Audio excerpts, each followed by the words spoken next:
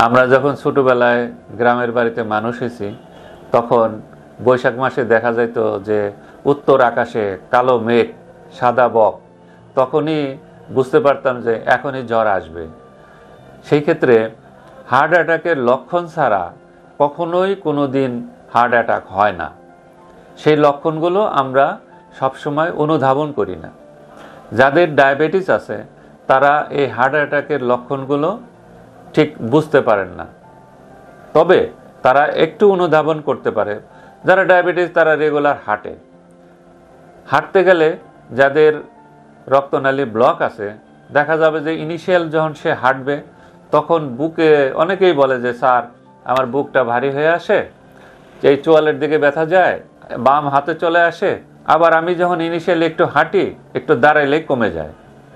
বা যারা 2-3 তলায় কোনো বাসায় থাকেন বলে স্যার আমি 2 তলায় উঠলে পরে আমার গলা ধরে আসে, দম খাটো হয়ে আসে, দাঁড়ালেই কমে যায়।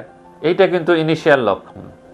আর যাদের ডায়াবেটিস আছে তারা এই লক্ষণগুলো অতটা বুঝতে পারে না, তবে একটু শ্বাসকষ্ট হবেই। সেই ক্ষেত্রে এই ধরনের কোনো সিমটম হইলেই অবশ্যই একজন নিয়ারেস্ট বাই একজন কার্ডিওলজিস্টের কাছে যাবেন। গেলে পরে উনি ইনিশিয়ালি একটা এক্স-রে, ইসিজি, ইকো, যদি হার্ট অ্যাটাক করেই যায় সেই ক্ষেত্রে এক্স-রে, ইসিজি, ইকোই সাফিসিয়েন্ট।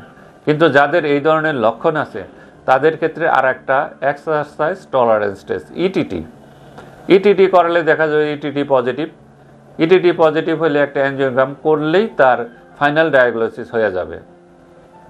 একটা সুখবর বলছি, যাদের হার্টের রক্তনালীতে ব্লক আছে কিন্তু হার্ট অ্যাটাক হয় নাই, যাদের পাম্পিং পাওয়ার ভালো আছে, তাদের যদি আমরা বাইপাস করে দিতে পারি সে আজীবন সেই টিনেজের হার্টের মতোই সে সব কিছু কাজকর্ম করতে পারবে।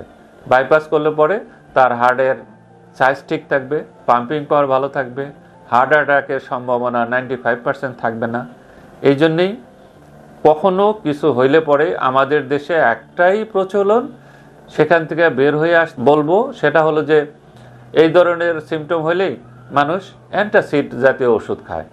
এই অ্যান্টাসিড খাইলেও কিন্তু হার্টের ব্যথা কমে যায়, কারণ এই হার্টের লক্ষণ, হার্টের যে নার্ভ সাপ্লাই, ভ্যাগাস নার্ভ, এইটা গ্যাস্ট্রিকেরও নার্ভ সাপ্লাই, এটা হার্টেরও নার্ভ সাপ্লাই। এই জন্যে যদি একজন বয়স্ক রোগী হন যাদের বয়স 35-এর উপরে, তাদের ক্ষেত্রে গ্যাস্ট্রিকের কথা চিন্তা না করে প্রথমেই চিন্তা করতে হবে হার্টের কথা।